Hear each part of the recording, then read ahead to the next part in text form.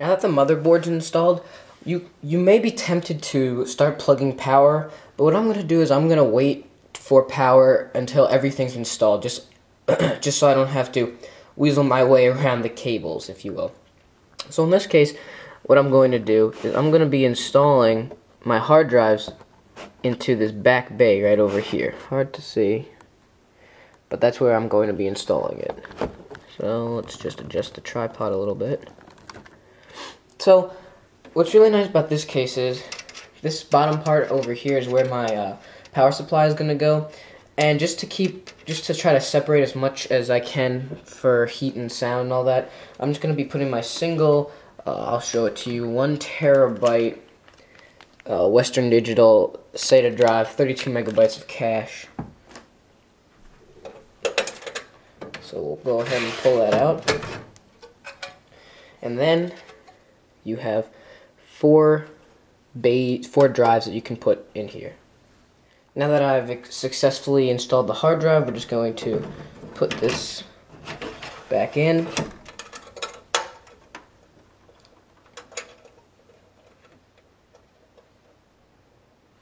And we will take the screw, just spin that back on, and now the hard drive is where it needs to be. Now for my DVD drive, just install these little brackets that come with the case.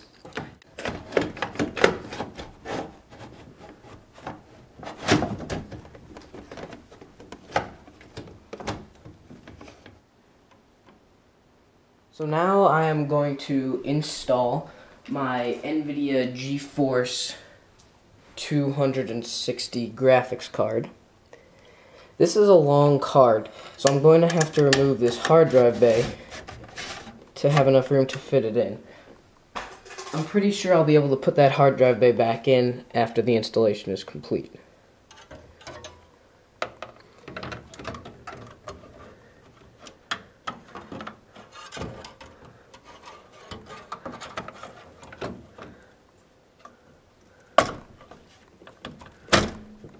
Click, and it's installed. So you've just finished part 3 of my computer build.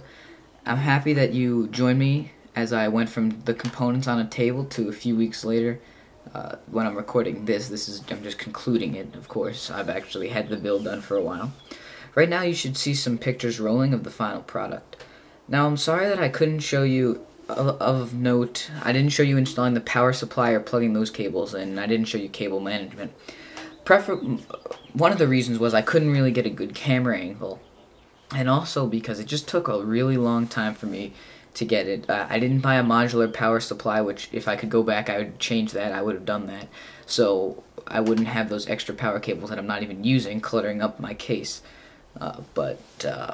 So that's just really a thing. Really, with cable management, I'm definitely not an expert, and it's just guess and check, really.